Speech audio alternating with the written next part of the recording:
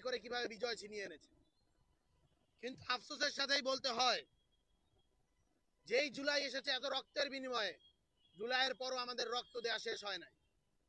আমরা যে নতুন বাংলাদেশের কথা বলছি, সেই নতুন বাংলাদেশের যে আকাঙ্ক্ষা, যে কিন্তু বাস্তবতা, তার মাঝে আসমান জমিনের ফারাক।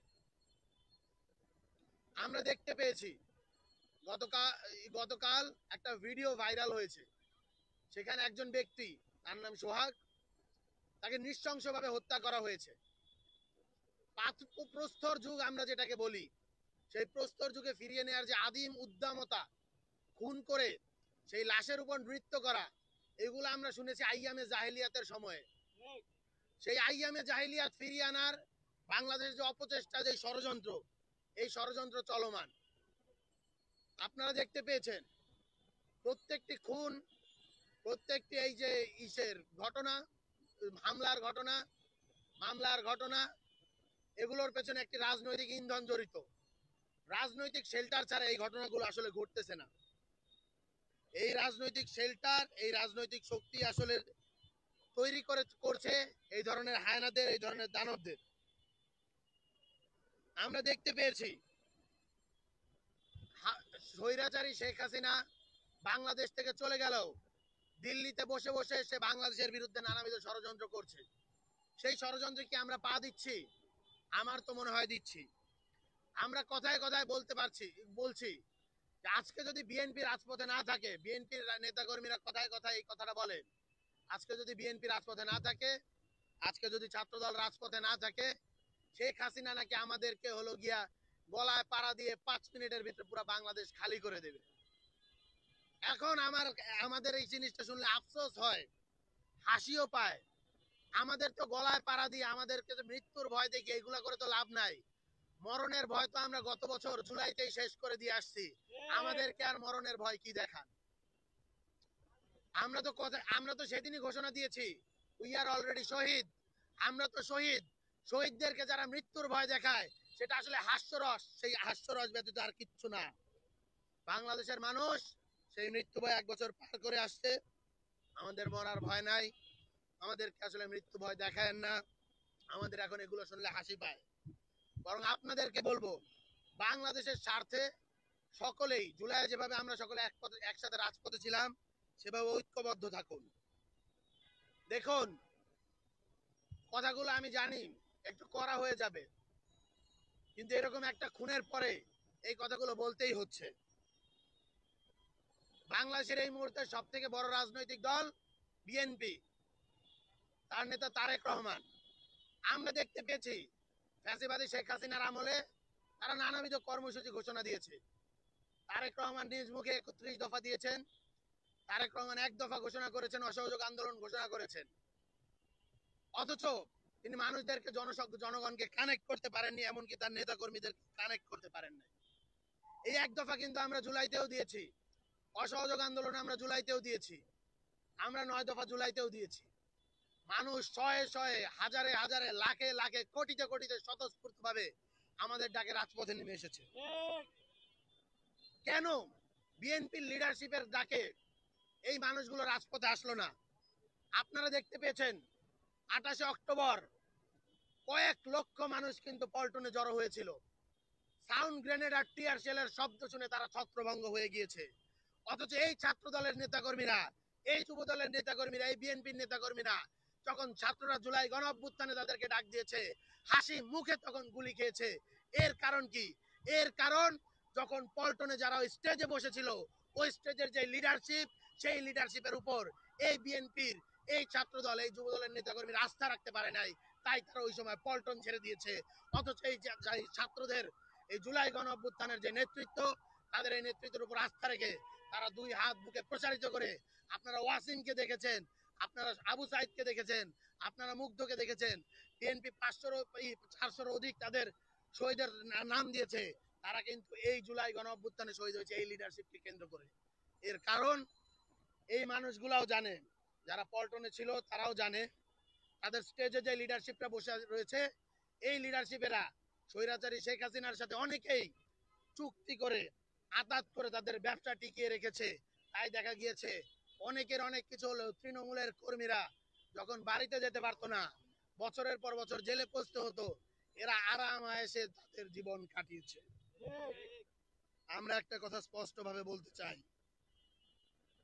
ফ্যাসিবাদী ব্যবস্থার বিলোপ, নতুন রাজনৈতিক বন্দোবস্ত বিনির্মাণের আকাঙ্ক্ষা, সেই আকাঙ্ক্ষা থেকে আমরা একটি নতুন বাংলাদেশ সৃষ্টি করেছি। সেই বাংলাদেশে নতুন ভাবে আমরা কাউকে ফ্যাসিবাদী হয়ে উঠতে দেব না। সম্মানিত সহযোদ্ধাগণ, আমরা জুলাইতে শুনতে পেয়েছি ছাত্রলীগ, যুবলীগ, আওয়ামী লীগ, শেখ হাসিনা বলতো এই যে যারা আন্দোলন করতেছে এদের মাঝে কোনো সাধারণ শিক্ষার্থী নাই, সব ইশরাকের কর্মী, সব যুব দলের কর্মী, ছাত্র দলের কর্মী, সব শিবির, সব এগুলা জঙ্গি টেরোরিস্ট বানানোর জন্য আমাদের অপচেষ্টা চালানো হয়েছে। অথচ এখনো দেখা যাচ্ছে যখন হত্যাকাণ্ড হয়, হত্যাকাণ্ডের প্রতিবাদে যখন মিছিল হয়, তখন এদেরকে শিবির, এদেরকে জঙ্গি, এদেরকে অপচেষ্টাকারী, এদেরকে হলো গিয়া বিএনপি বিরোধী, এদেরকে বাংলাদেশ বিরোধী, এদেরকে হাসিনাপন্থী, ছাত্রলীগ, এক্স ছাত্রলীগ নানাবিধ ট্যাগের মাধ্যমে বিতর্কিত করা হচ্ছে। এই ট্যাগিং পন্থা, এই ট্যাগবাজি এগুলো হলো হাসিনার স্টাইল। আমরা বিএনপিকে আহ্বান করছি, ছাত্রদলকে আহ্বান করছি, হাসিনার যে বয়ান, হাসিনার যে স্টাইল, এগুলো সাবস্ক্রাইব করেন না। বাংলাদেশের মানুষ বহু আগে এই স্টাইল গুলাকে ছুঁড়ে ফেলে দিয়েছে। বুয়েট কিন্তু বাংলাদেশকে পথ দেখায়, এটা ইতিহাস সত্য, ইতিহাস থেকে শিক্ষা নেন। 2019 সালে আওয়ামী লীগ ছাত্রলীগের বিরুদ্ধে বাংলাদেশে প্রথমবার যারা একদম সম্মুখ সারি থেকে, রাজপথে থেকে প্রতিবাদ করেছিল এবং ক্যাম্পাস থেকে ছাত্রলীগ মুক্ত করেছিল, ছাত্রলীগের স্বৈরাচার মুক্ত করেছিল, সেই ক্যাম্পাস কিন্তু বুয়েট। 6 বছরের মাথায় দেখা গিয়েছে সেই বুয়েটের লিগেসি, বুয়েটের সিলসিলা ধরে বাংলাদেশের থেকে ছাত্রলীগ, আওয়ামী লীগ, যুবলীগ, পেটুয়া বাহিনী সবগুলো কিন্তু বর্ডারের উপরে দিল্লিতে গিয়ে পালিয়েছে।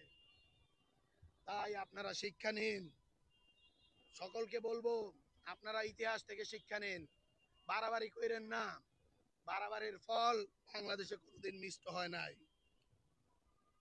মিটফোর্ড, এবার একটা কথা আপনাদেরকেও বলতে চাই, আপনারা যারা মিডিয়ার বাইরে আছেন, মিটফোর্ডের ঘটনা ঘটেছিল বুধবার দিন 9 তারিখ, অথচ আমরা এটা দেখতে পেয়েছি কবে, মিডিয়ায় 11 তারিখ। 48 ঘন্টায় এই ফুটেজ আপনাদের কাছে ছিল, আপনারা এটা পাবলিক করেন নাই। আমরা কোনো নিউজ মেইন স্ট্রিম মিডিয়ায় এই ভিডিওটা দেখি নাই। এর কারণটা কি? আমরা দেখেছি আপনারা কিন্তু আমাদের জুলাইয়ের যে ভিডিওগুলো, হত্যাকাণ্ডগুলো সামনে এনেছেন, আপনারা জানেন যারা যারা ভিডিও করতে যেতেন, রিপোর্ট করতে যেতেন, তাদেরকে রাত্রে 9টার পরে ডিজিএফআই এর কাছে, আওয়ামী পেটো বাহিনীর কাছে হাজিরা দিতে হইতো। আপনারা যে রিপোর্ট করতেন সেই মেমোরি কার্ড জমা দিয়ে আসতে হতো। অনেকে রিপোর্টগুলো দিতে জমা দিতে পারতেন, সারাদিনে রিপোর্ট করতেন, কিন্তু সেইটা ব্রডকাস্ট হইতো না, টেলিকাস্ট হইতো না, পাবলিক হইতো না। এখনো সেই একই জিনিস দেখা যাচ্ছে। 48 ঘন্টা পরেও আমরা কোনো প্রকার পাবলিকেশন সেটা দেখতে পাই নাই, এটা বড় আফসোসের কথা।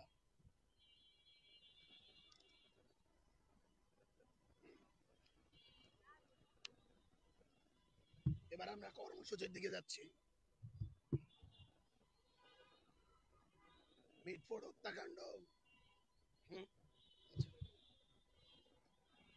আমাদের পরবর্তী কর্মসূচি মিটফোর্ড হত্যাকাণ্ড ও সারা দেশে বিদ্যমান রাজনৈতিক শেল্টারে চাঁদাবাজি, দখলদারি, হামলা ও খুনের পরিস্থিতি বিবেচনায় বৈষম্য বিরোধী ছাত্র আন্দোলন আজ সন্ধ্যা 7টায় শাহবাগ মোড়ে মশাল মিছিল কর্মসূচি ঘোষণা করছে। একই সঙ্গে বৈষম্য বিরোধী ছাত্র আন্দোলন সারা দেশের ছাত্র জনতাকে তার নিজ নিজ প্ল্যাটফর্ম থেকে, নিজ নিজ ব্যানারে, নিজ নিজ জায়গা থেকে ব্যক্তি উদ্যোগে এই চাঁদাবাজ বিরোধী এবং নব্য ফ্যাসিবাদ বিরোধী যেই নতুন জোয়ার এসেছে সেই জোয়ারে সবাইকে অংশগ্রহণ করার জন্য আহ্বান জানাচ্ছে।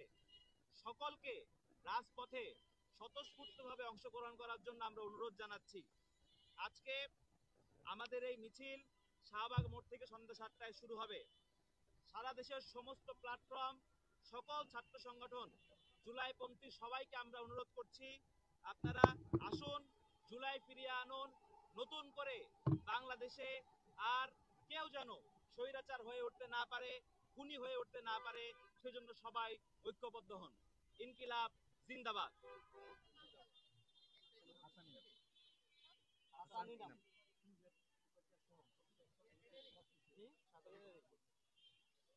দিয়ে দে কর্মসূচি